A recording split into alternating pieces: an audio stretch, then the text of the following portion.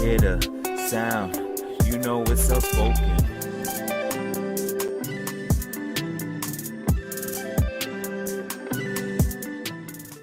What's going on, guys? It's Self Spoken Podcast. I'm your host, Self Spoken Law, and we got my guy Owen with me. What's good? What's up, guys? It's your boy OddwOrld. Just an introduction to this, real quick, guys, before we start. We're hoping to make this a weekly thing. Self Spoken Podcast is just an idea me and Owen were throwing at each other, and we feel like we could really, spread some news, spread musical news, rap specifically, because that's what we primarily do. Rap, entertainment, and anything else of value, and just trying to have some fun and do our thing. Yeah. So, all right. So let's get into it. First thing I want to talk about, of course, rest in peace. Got to mention Biz Markie real quick. What was your reaction when you heard the news? Man, I think um, it was similar to my reaction when I think more when like Doom died. Like I'm a huge Doom fan, and it was more of a disappointment kind of thing. Not that Biz Markie or Doom really had anything coming out. It wasn't like they were gonna start the next revolution of hip hop or anything. But it's just one of those things where it's like one of the staples of the industry, somebody that's been Yeah, around for definitely. forever and like that. You just don't like to see him go. You never do. Yeah, definitely. Also, rest in peace to Doom. Can't forget my guy right there. But as far as Biz, man, very beloved by everybody. Hmm. If you didn't like him, you're a weirdo, basically. Yeah. Like really beloved by the children, especially. Yeah. Rapper, actor. Really left an impact on the music industry. Um, One thing I would like to say though, which was really weird, I didn't know if you noticed. I believe about a week before he actually passed, the rumors were spreading that he did pass, which wasn't true at the time. Mm. He was just being hospitalized. I believe complications due to his diabetes, type 2 Mm. diabetes. So he was in the hospital and news was spreading that he actually passed away, but people close around him they said that it's not true, just keep him in his prayers. Keep him in your prayers, of Right. course. And unfortunately, about a week or so later, it actually did happen. But that's something I want to talk about. People basically jumping the gun with Hmm. people passing away, especially look what happened with DMX. Yeah. I believe a close friend of him, a day before he actually passed, said rest in peace or whatever. So everybody was posting it, but then we found out it wasn't true. So, like, what's up with that? Yeah. It's one of those things. It's almost like disrespectful Yeah. in the sense of it's like you were giving up before they're even giving up. You don't even know what Hmm. they're like or anything. The most unfortunate part about the DMX death was kind of the eerie feeling of, oh, he's back in rehab, like, oh, again, like this happened again. You know what I mean? Uh, And it's almost like one of the times that he goes back is gonna be the last time that he goes back. And yeah. it's really unfortunate that this is how it had to happen. And Hmm. what's even more unfortunate is, like you said, I think there were a lot of people who announced his death early, and there were a lot of people who kind of just wanted to be the first one to say it. Yeah. And that's really not a good. That's not a good look on them, and it's not a good look on just the overall situation. Yeah, definitely. Especially a lot of like celebrity deaths. Like as soon as like rumors are going around, Hmm. every platform wants to be the first platform to say, Right. "Oh, this so and so passed away. This person passed away." Like I don't understand what's the urgency. Hmm. Just Hmm. for some extra clicks and views or whatever. I don't understand Yeah. why you need to do that. At least let the family find out. Let them hear the news first Yeah. before you're going around jumping the gun. You don't even know if it's fully true. Right. Like it was the same thing with like Kobe Bryant. I don't Yes. know if you remember. As soon as the rumors are going around, I believe TMZ. TMZ was the first Yeah. to post it. And of course, this is no disrespect to TMZ. Like they're a huge platform. They've Hmm. been doing this way longer than we have, of course. But especially them, I feel like they really jumped the gun and Hmm. they don't even really let the family process the death first or anything like that. They Yeah. just want to be the first to say it. And I don't really like that. I really don't think it should be like that at all. Legacies. Speaking of legacies, man. Faith, how are we feeling? Oh boy. I'm not liking that. Nah, it's just to get it out of the way. It's not the worst album in the world. It is definitely not the worst album in the world. But it is not what Pop Smoke would have wanted to release. I agree. Yeah. And I think there's a common theme with this, as we can get into posthumous albums and whatnot later. But there's a common theme with it, and you'll see it across a couple of these albums. But this Pop Smoke one, man. This is Pop Smoke's first posthumous album, correct? Or is this his second? Second. This is second. Mm-hmm. Okay. Now, I for think the the Stars. major yes, I think the major difference between that album and this one, the first posthumous and this one, is how much Pop Smoke had in terms of involvement with those albums.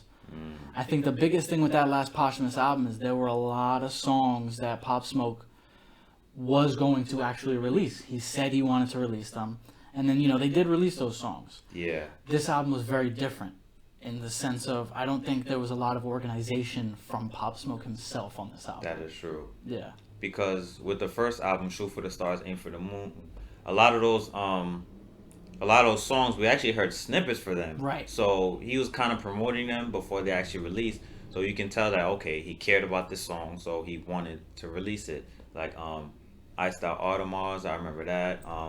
What You Know About Love, Something Special. I remember all those. I remember the Yes. snippets coming out for those. So you can see that he had confidence in releasing those songs. Right. So that album, it kind of seemed like, although he wasn't here to necessarily have a say in it, it seemed like those songs were recorded with confidence. The confidence that he could like put them out on projects. Now for this album, Faith, to me, a lot of them just sounded like unfinished songs. And I don't know if you noticed, but it kind of sounds like he was saying the same stuff. And Yeah. it wasn't intentional, of course. I just feel like those songs, he probably was like, I'm just going there. I'm going to just spit some, whatever Yes. comes to mind. And I'm going to just see how I feel. Yeah. So a lot of them just sounded like drafts to me.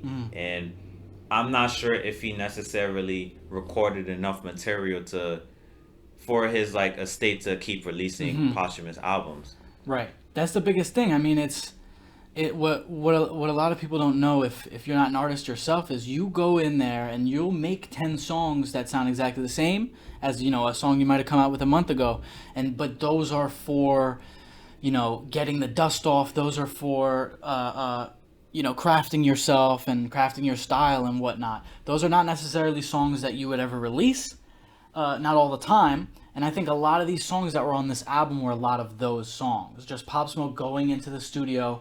Oh, there's a beat. Let me just record something over it. Boom. Yeah, Let me get my exactly. practice in for the day, and whatnot. And I think, I don't know, they just took whatever they had, like you said, those snippets that he had recorded, and I think they just rolled with it. Like his label just rolled with it, and hoped that whatever they could get out of it, they could get. So. And not only, like we said, a lot of songs sounded unfinished, the songs that were finished, so many changes were made. And by far the biggest one was the song Top Shottas. There we go. Dude, the reactions I've seen to people Yeah. who listen to it. I honestly don't think Man. I've personally met a person that likes that song. Especially if you've heard the original. Yeah. So I just want to give a brief history lesson on the original. Yeah, go for it. Shout out to Fritz, the producer, by the way. He made the original beat. He did not make the one on the album. But I actually kind of know him a little bit personally. So shout out to him. That's my guy. He actually produced the song for me as well. Sick. So definitely want to get to working with him in the future. But yeah, so Top Shottas was obviously produced by Fritz, like I said, and Pop Smoke was on the song, and so was Eli Frost. He was the feature.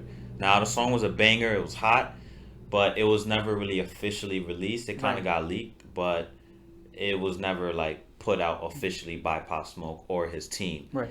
Now he passed, of course, and the story behind it is Fritz actually posted it and explained it himself, and also Victor he said something about it also. they couldn't get the sample cleared. Mm. So unfortunately, they had to change up the beat. Now, the new beat is produced by the Neptunes, I believe, right? Ah. Okay. I didn't double check on that, but I didn't check either, but it said the Neptunes okay. in like the titles. So I'm not sure if they're the ones that made it. Mm-hmm. But I'm not gonna lie, like it sounded like it sounded like they were trying to turn it into a soca song. Yeah, like I don't get it. yeah, Like yeah, I could have yeah. sworn I heard a steel pan in the background. Yeah, for like, sure, bro. I don't understand. Like to me, it just felt like they didn't really understand what he was trying to achieve with the song. Like it's a drill song. Right. So I mean, if the Neptunes produced it, I'm not too sure. If they produced it, I'm not sure if they really had their ears to the streets enough to understand how popular drill is nowadays.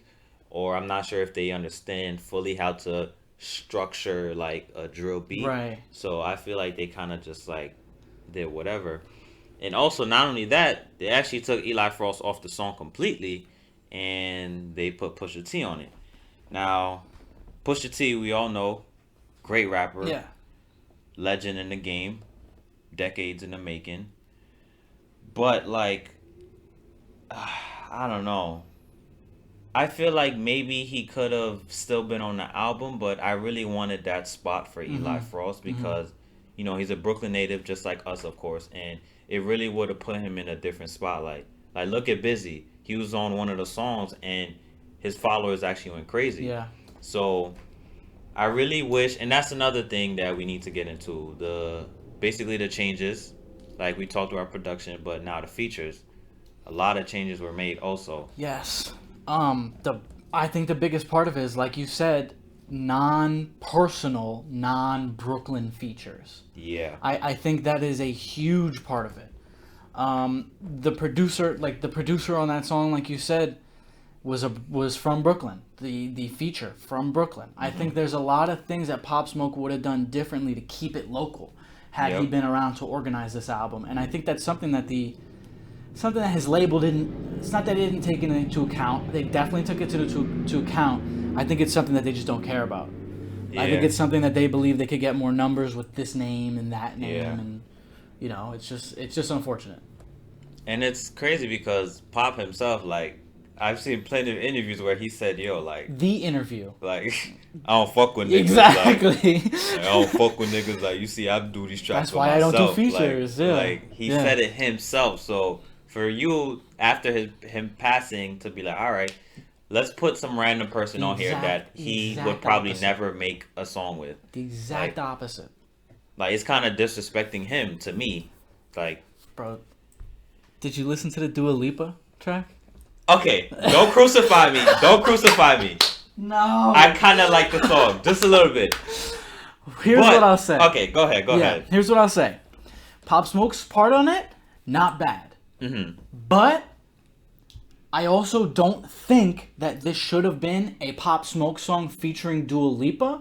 I think it should have been a Dua Lipa song featuring Pop Smoke. I feel like that would have made more sense. Yes. Because it kind of was more her lane. Yes. Not to say that he wasn't versatile. He was a very versatile artist. But it kind of sounds like a sound that she would be more comfortable with. So, I mean, that actually kind of makes sense. And he seemed to be a fan of her. I'm pretty sure there was like a funny video going around. Yes. He was listening to her.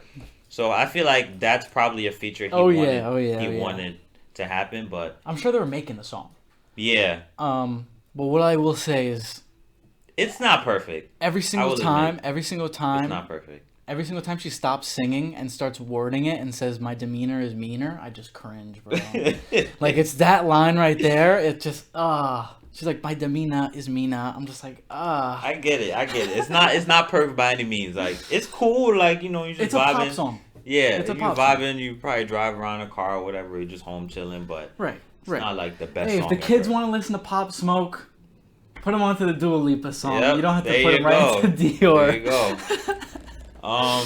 And that's another funny thing people were saying. Dior was not on this album. Yeah. It's funny because that song is on every project of his, and people were mad that it wasn't. Because it's like, yo, if Dior's not on a Pop Smoke project, it's not a Pop Smoke project. And the crazy part is, you check his last project, And Dior is a bonus, and it is still the biggest song on the project. Yep. By hundreds of millions too. Yeah, Dior is a crazy hit. It's crazy. Still to this day. That's gonna be one of those. It's gonna be one of those songs that you play 10 years from now. Yep, I think so. Yeah. Welcome to the Party to me got him in the door. Yes. But Dior just put him on a whole different level. Dude, it was everything about it. It was the production, his delivery on it. It was everything about it. And I think that delivery and that production is what he's missing on this album. Because that sound is mostly like UK, I believe, right? But yes, it's very UK. It's kind of new here. Kind of like Chef G has a deep voice too, so he sounds a little bit similar. Yeah. But it's still kind of a foreign sound to New York. So it was really refreshing to hear for people that are over here. Yes. I mean, if we could talk positives about the album, I think Brush 'Em featuring the guy, what's his name? I'm getting impatient. Yeah, that little Shout out to Ross Switch. I've been listening to Ross Switch for years, and he's really getting his recognition. So I'm glad he got on that track. See, I'm really glad he got on that track. That's another Brooklyn artist that really benefited off that feature. Somebody that Pop Smoke was really willing to work with. They've made songs before. Yes. So there you go. Yeah. What was it? Tretion. That's what he made. Tretion. That's the song I discovered him off of personally. But he's another guy who's just that UK Pop Smoke sound. He was another guy way more underground than Pop Smoke was, doing that same sound and actually crafting it, and he was clean with it too. He was nice. He was definitely one of the talented ones. So if there's a couple good songs on there, for me it's the ones that involve Pop Smoke plus Brooklyn or Northeast features. I agree. Those are the ones for me. And another thing, we already talked about this. A lot of artists getting left out. Cowboy. He wasn't on the last project either, and I believe one of the songs on there, he was on it originally, and they took him off. So that's twice they took him off a project. So imagine how frustrating it must be. Somebody you actually worked with the guy, the guy liked you, and then they're taking him off. Because of money, bro. It's all because of money. That's the industry, man. That's the way it goes. I mean, I guess they succeeded their mission because it's on pace to go number 1. Oh yeah, on pace to go number 1. Half of the songs on here are on ESPN and this and that, and it's just it did what they wanted to do with it. Yeah. But that's why the comment sections are not on the label side right now. Yeah, definitely not. 50 Cent had zero involvement with this project. Do you think it was because of maybe disputes about what to do with the project? I think it could be that. I think it's also I don't know. There's a lot of things that it could have been. I think there's points where 50 is not making music. I think that happens a lot. I think that there's there may be a year or two gap where 50 is no music involvement. I think though also it could just be a thing where 50 went into the studio, listened, and was just like, I don't know if this is what he would want. I don't know if I want this. Yeah. There's a lot of factors going into it. It's unfortunate, but do I think 50 dodged a bullet? Kinda. Yeah. From the fans, yes. Yeah. From the label, I don't think he cares. But I think he if 50 had been on this album and had made some mediocre music, similar to what was on this album in some cases, then he would have gotten shot down by some fans. But I think he dodged the bullet. I mean, honestly, the only thing I care about this album is the fact that I'm hoping that the money's going to his family, obviously. For sure. But other than that, I'm not happy about it. Yeah. And like I said earlier, I'm not sure if he had enough material to keep putting out posthumous albums. I want more Pop Smoke music. I'm pretty sure we all do, but I'm not sure if it's the best thing for his legacy. Right. Because if all he had were drafts or unfinished songs and it was just random features that don't even really collaborate well, I'm not sure if we should hear some more projects. I don't know. I agree.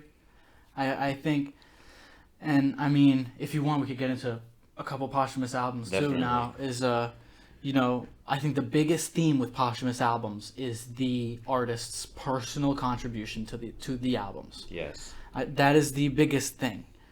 Where most posthumous albums went right was there, and where that was also the same place that they went wrong. So, for example, the couples that I can think of is you know, all of the life after death stuff with Biggie, and then like a really good posthumous album was Mac Miller's Circles, because you know those were two albums where the artists who they were going to be released under, the name who they're going to be released under, were in the studio working on those albums. Not just songs like Pop was working on just songs. They were working on these whole concepts. Exactly. So that's where those albums did good by their artists. I mean, if you have any examples, then you can list them too. Yeah, I'm gonna mention that in a second, but that's why you said exactly what I wanted to say. That's why, to me, the best posthumous albums are the albums that the artists were there for and they were working on. Because, like you mentioned, Life After Death, that album was supposed to come out right before he passed, and I honestly don't think many changes were made. I'm not sure. I wasn't there, obviously. I was even born. But I honestly doubt that many changes were made before Biggie passed and after the album was released. So that's why that album is so great. And like you said, Circles, Mac Miller, that's why it was a great project as well, because he was around for that.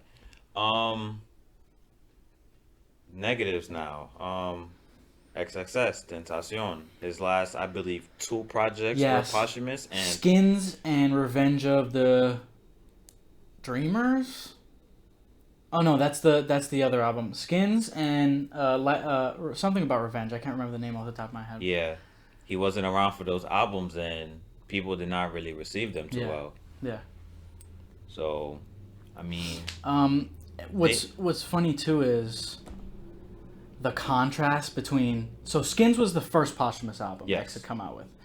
The contrast between Question Mark, which was the last album he released before he died, and Skins was so crazy. You can hear it. Yes. You can hear it without a doubt. There were 2 songs that people listen to off Skins, and people listen to Question Mark all the way through sometimes. It's like it's you know, it's just like you said, people being in the stew creating those albums for him with him, you know.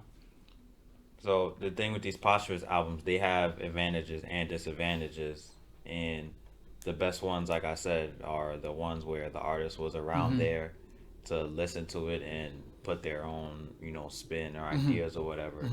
But when they're not around, a lot of these songs are just drafts, just unfinished, unpolished work, and you put it out and it's kind of hurting the person's legacy. And besides the family like getting the money, I don't know, I'm not doesn't really benefit anyone. It really doesn't. And it's almost like sometimes the family doesn't even get the money, depending on how messed up the labels are. Right. So yeah, I think that was a big thing with like Kirk Knight, like that whole, you know, because there's issues all over pro era with, I mean, not Kirk Knight, with Joey. Yeah, with Joey and what's his name? Cap's family. Steez's family. So I think that's a big thing with that family right there, and you know, just posthumous stuff with him, not even posthumous stuff he made before he passed that still, you know, that fan might not have access to or people whatnot. Are still asking for King Capital. Yeah. But the entirety of Pro Era, they decided to kind of separate themselves from the concept altogether because they don't want to be in disputes with his family. Yeah. And that was a big thing. That's so unfortunate, man. Yeah, that's so unfortunate. So many people still want that album to this day. Like, it's been talked about since what, like 2012? Yeah. It's almost 10 years later. Since 2012, yeah. So it's, and what's funny is like, no more Steez Day. You know, that's a very unfortunate situation right there. Yeah. Some more great posthumous albums. Tupac. Yes. Called himself Machiavelli at the time. The Dark Illuminati. 7 Day Theory. really great album. He was around for that, and it released right after he passed. So he had a lot of influence over that project. Um, Big L, The Big Picture, or The Dude, Bigger Picture. I can't remember. It's one of them, but I that just, album fire. dude, I He just was love around for how, that. and I just love how Big L is that artist where people are like, we can't even touch any of his stuff after he's gone. Like, Big L is we would just crazy. be disrespecting him if we did that. Yeah. That's I love that his legacy is him. It's only him, what he made, you know? it's funny that you bring up his legacy. I was actually reading some articles. A lot of people feel like his legacy was poorly mishandled. Oh, for sure. For sure. Like, I believe his masters were sold for what, like 20K? Yeah. Yeah. Somebody sold his rhyme books. Um, his family is not getting any money. Yeah. That has a lot to do with, I think, him being underground, and not only underground, but underground to the point where you had to almost have gone through what he had gone through to really appreciate a lot of the stuff he was saying. There were a lot of people that appreciated his lyricism and whatnot, but I think his truest fans were the people who he could relate to. Yeah. And I think there's a lot of people nowadays that don't even peep that kind of music. It's like, Yeah. you know, it's just because there's stuff that you can relate to out now that is just bigger and more famous, and that's just the way it goes. And honestly, like, I feel like the name Big L should be way bigger than it is. Way Like, bigger. he is one of the greatest rappers to ever Yes. touch this earth. Yes. And I feel like his name is not mentioned nearly enough because of, the mishandling of his legacy. Like, how do you sell his masters for 20,000? I'm not sure if I got the exact number right, but if I remember correctly, that's how much it was. Yeah. And that's very unfortunate, and his family can't even eat off the albums. Like, Right. if you go stream them now, the money's not going to them. Yeah. It's going to some other person who's eating off of Big L, and that's not fair. It shouldn't be like that. Dude, stuff like that happens all the time. There's 100,000 old, terrible license agreements out there. Like songs that, you made a song and it's huge, but you didn't really get the license. So now either your label is getting all the money, or somebody that happened to use your sample and get a bigger song than you with your sample is getting all the money. Exactly. So it's like, it's rights are the toughest thing, and that's why there's so many disagreements, and that's why there is, I guess, so many people trying to teach you how to do your rights now, and like there's a bunch of social media people out there that are like, make sure you get this and that, because they don't want people getting fucked over like that nowadays. Yeah. And that's why so many people are encouraging you to go independent nowadays. Yes. And that's kind of the route we're taking. Right. I don't know, like, since from the beginning that I decided I wanted to take music seriously, I never saw myself really signing to anybody else. Like, the brand Self Spoken Sound was very important to me, so I kind of always just saw this as like a staple for us, like the end goal. So, I mean, I don't know, we'll cross that bridge when we get there, but for now I don't really see it, especially because of how many artists just get like done dirty. Yeah. So I think if it's one of those independent things where you take it and you ride with it, and it either goes somewhere and turns into something else, or it becomes huge itself. So it's, a lot of people take those losses as straight losses. I think there's always a case you could argue where you could take that loss as, okay, maybe, well, this is not what we need to do, but not the worst thing in the world. We could turn it into something else, turn it into similar to what what's his name, Chance the Rapper did. yeah, Because Chance the Rapper got big off of acid rap by himself, and it's like, yeah, that was 100% indie and whatnot, but he knew, and it was also the way he was living too. But he knew that if he wanted to go bigger, that he could not release like acid raps 2. You know what I mean? His fans would love acid raps 2. To this day, everybody wants acid raps 2. His fans, probably right? he's probably in a completely different mind state Yes, now. he was thinking, boom, Grammys. He was thinking this. He was thinking bigger.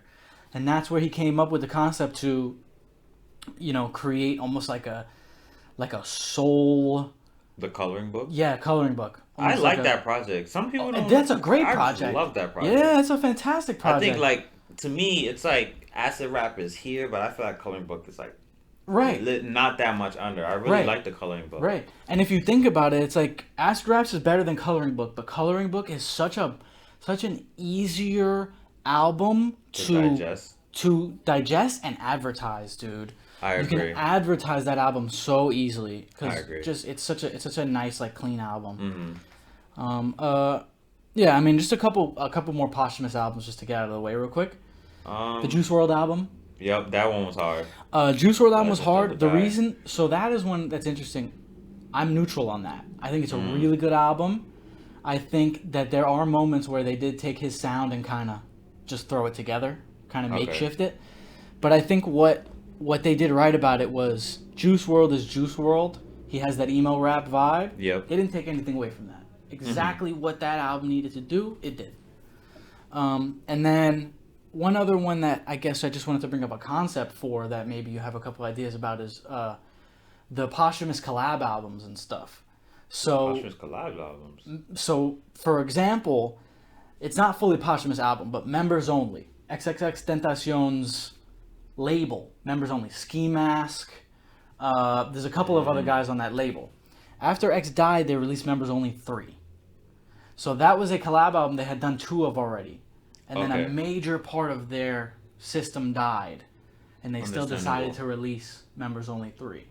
I mean, I didn't even hear that project, so I would like to hear your thoughts on it. Yeah, for sure. I mean, I think they did some things good and some things bad. I think the things that they did good was a lot of the songs that X was not on. Members only 2. X was only on like 2 or 3 of those songs out of the 10 that they released. Mm-hmm. And members only 3 was one of those things where like, all right, X died. We're getting the band back together. Can we get views? Yeah, I get it. So he was in that album a little bit more than he should have been, I think. But I think though the moral of the story here is, if you're not the artist yourself, and if you're not close to the artist yourself, please, for future reference, take your hands off that posthumous album. Please. If you're not his best friends, and you're not him or her or them, take your hands off the posthumous album. If you can't capture what they wanted to capture, I think that's the most important part of those posthumous albums right there. Definitely. Yeah. So thank you guys for watching. Of course, give us a like, share it around, sure. subscribe. And real quick, give them your personal socials. Just to lead out. Me, Self Spoken Loud, or Law, whatever you want to call me. It don't matter. It's interchangeable. I really don't care. OddwOrld. So on Instagram, it's @_odd_world. And yeah, I mean, we have rapper, poet, podcast, podcast personality. This would be a great time to promote our stuff. Yeah. I just released a brand new single it was a week ago from today, I believe. A week or 2 ago from today. Mm-hmm. And when this comes out, it'll be like 2-3 weeks. Mid-July. Yeah. Check it out. I really like this song. Nice little melodic. I think the ladies gonna love it. I think the kids gonna love it. Fellas, of course, too, but I feel like it mostly appeals to the women and children.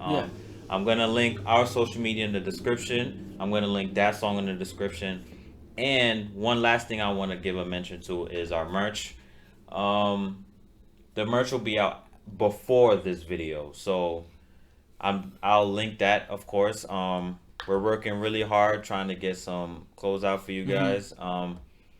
Get more creative with the designs and whatnot. Definitely. Yeah. So we're just trying new things every day. Like just keep it coming with the fire songs, keep it coming with the merch, and of course keep it coming with the podcast. Yeah. So I think that's it. You got anything else you want to say? I'm all good, man. Expect a lot of stuff from us. Not only this year, but I think in the future in general. From we're coming at it from all sides: clothing, podcasts, music. That we will have interviews. We will have your favorite artists on this podcast. So yes, sir. thank you guys very much for being here. And then thank you for checking in with any of our other stuff, and we really hope to see you back here next week and the week after, and whenever you have the chance, give us some love, and we'll have some benefits for you in the future, some giveaways and stuff like that. So so stay tuned. Alrighty. All right. It's your boy Law. It's your boy OddwOrld. All right. This is the Self Spoken Podcast, and I'll see you next time. Peace. I got what you need, I got what you like. Wanna take a flight, we'll be there tonight. Henny with the ice, got me feeling nice. Heard you got a man, he don't treat you right. Well, leave that nigga when you gonna come and fuck with me. Let's get this money, or you keeping it above.